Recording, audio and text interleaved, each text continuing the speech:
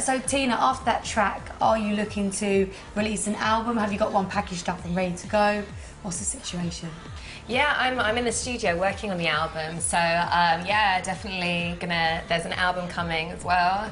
And yeah, watch this space. Perfect. There's more to come, yeah. And have you got any dates lined up to do, maybe play any shows anywhere or? Yeah, definitely. I want to do as much live as I can, so yeah, we're putting some shows in place, so that I'll kind of, you know, announce all that on Twitter and my website, so yeah, definitely. So stay tuned, guys, for those dates.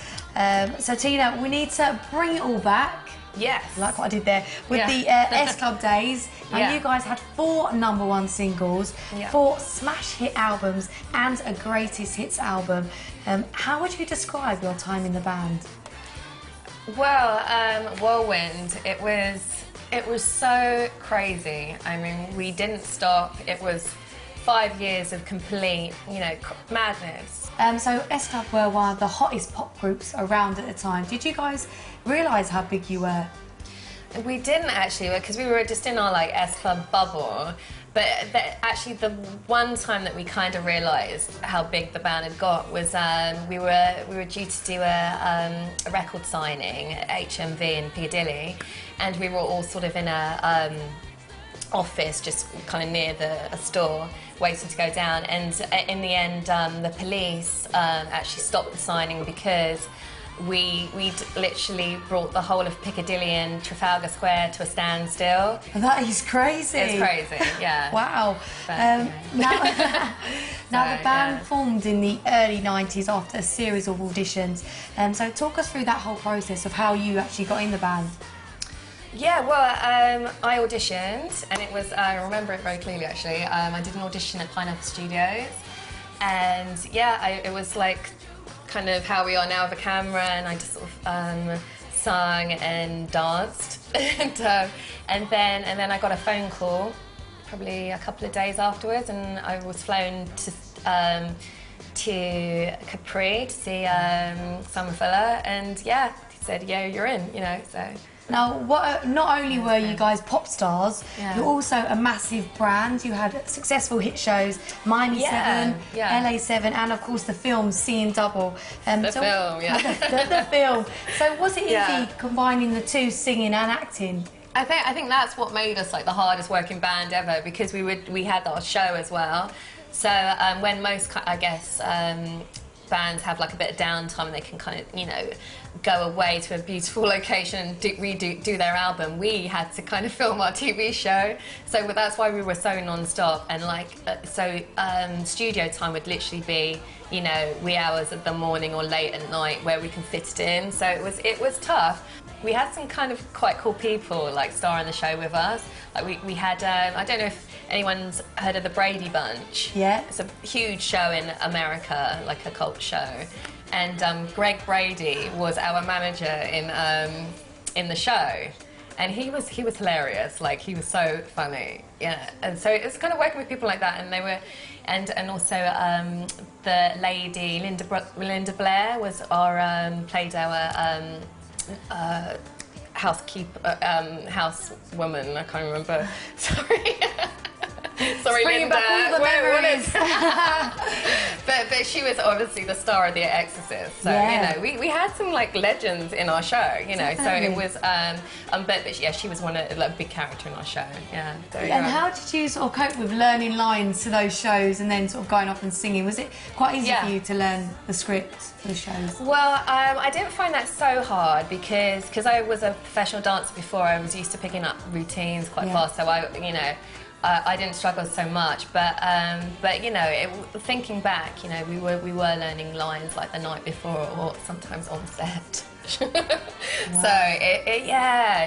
I mean, but we had such a chemistry at that point, so we were like literally like just switch on set, and didn't have to be perfect, you know what I mean? Yeah, you know, just ad-lib and it'll be all right. You know, we weren't filming Shakespeare, you know, we were filming S Club show, you know, so. Did you enjoy singing or the acting? What was it that you enjoyed most?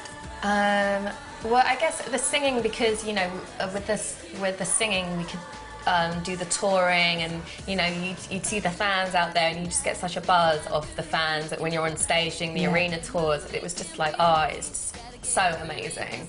Whereas with the TV show, it's all kind of obviously in studio on set, so you don't really get that instant kind of, you know, thing. But then it's really cool sort of watching the shows back, you know, afterwards and going, wow, you know, that's kind of cool. We've got our own TV show, so I think I mean both were just as important for S Club, I think, because the TV show did so well as well. So I think, you know, we needed both to kind of make us what we were. Definitely. Yeah. Now, when Paul Catamol decided to leave the band, what was the feeling like for the rest of you guys? Oh, it was really obviously really sad. I mean, like one leaving. I mean, in a way, like I'm sure some people were like, oh, well, there were so many anyway, so it's probably better not so many. But it wasn't. It just felt like there wasn't enough of us. You know, there was like, I think for any band when someone leaves, it's a huge thing, huge deal, and I think the fans, you know, obviously were upset when Paul left, but we did carry on. You know, we all carried on afterwards. But I think it wasn't the same without Paul. That's quite sad, really. And Paul's a lovely guy, you know. And he's got this mad energy. You know, he's the one that's kind of telling all the jokes. He's kind of like, you know, Mr. Entertainer. Actually, most of the boys are actually, but you know, he's a real character. So it was when that went, you did sort of. Even though he was a bit annoying, you know, you did miss him. Yeah. Really, but he was mean. I guess when you're living in each other's pockets we for were like all 5 getting years, on each other's nerves. By the end of it, you're like, oh, I don't want to see you again for the rest of the day. Yeah. Now in 2000, go away, give me some time. In 2003, S Club decided to call it quits. Yeah. So who was behind sort of the split? Was it a mutual thing? It was, yeah. I mean, obviously we've seen what happened instead. Yeah. You know.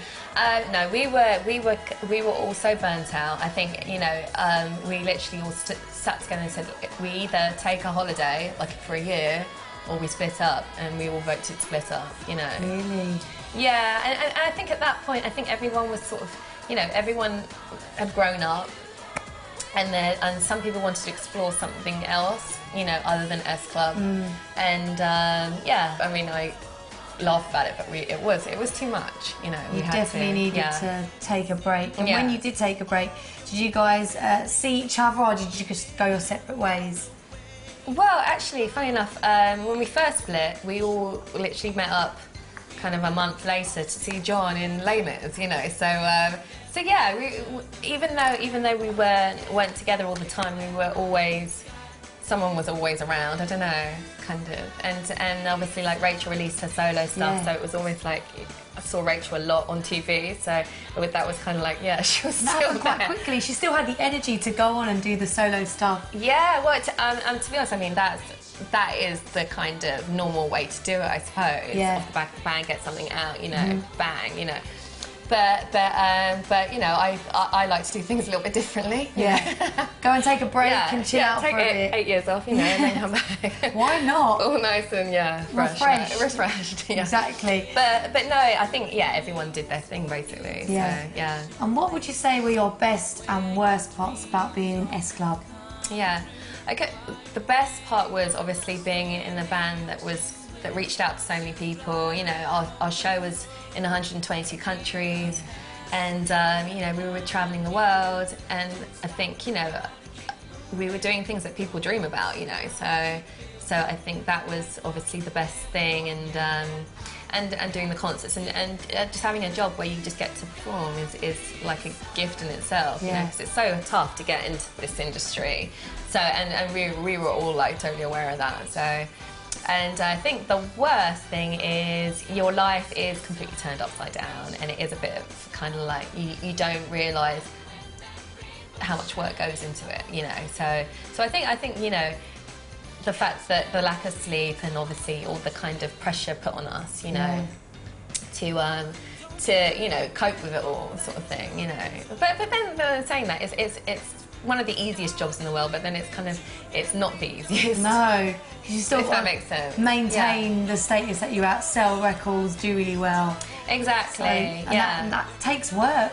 So it sort of comes hand in hand, doesn't it? Exactly. But I mean, I definitely do it again. It's just, oh, you know, and it's made, you know, it's gone down in like pop history. So I mean, it's such a, it's something that I'm totally proud of doing. Yeah. Definitely. Talking of maybe going back to it, in Yes. 2011 there were sort of rumours going around that you guys were going to get back together, but nothing came of it. I know. Were you asked? People are always trying to get us back together, and it's really nice, you know, and thank you. but you know, we've actually talked about it because it is something that, you know, could happen. And you've got some huge hits that people want to hear again, so... Yeah, and I mean, it's been proven by, you know, quite a few bands that, you know, it works, you know, doing the reunion stuff. Steps, of course, coming back and doing their thing. And everyone's loving Steps right now, you know, and, you know, myself included, I think they're amazing, you know. And so I think, yeah, it's possible, but nothing's been confirmed. But we are all talking, so, yeah. That's good, that's positive, Yeah. that's what we I like don't to hear. hate each other. Now, Joe, Bradley and Paul have been touring as S Club 3. Did you not want to join them? Yes, I was asked actually, but yeah, no, I love those guys to bits. But I'm the only one that hasn't really done anything outside the band, like publicly. So I really like. All I wanted to really do is kind of get something out there that was mine. So that's why I didn't do it. But I mean, you know, I think it's great that they're kind of, you know, going out there touring. I mean, the fact that, you know, the fans are still kind of, you know, loving like half the band, you know, that's amazing. Yeah. I think we're probably the first band in history that's done that, maybe. Made it down to an S Club 3 situation. Half the band had gone on tour, yeah. And people are still enjoying it. You made history. Yeah. No, but they're you know, they're great guys, and like Joe's voice, I mean, come on, it's amazing. Yeah, definitely. Well, I look forward to hopefully seeing you guys as S Club 7 back. Maybe sometime in the future. That would be really exciting. Maybe. If people want it, maybe. We'll see. Keep bombarding her on Twitter, guys. Get them back together. Well, thank you so much for popping in today. Oh, thank you. And talking about your brand new single. We wish you the best of luck with that single. Thank you so much. And everything else that you're up to. Fingers crossed for the S Club reunion.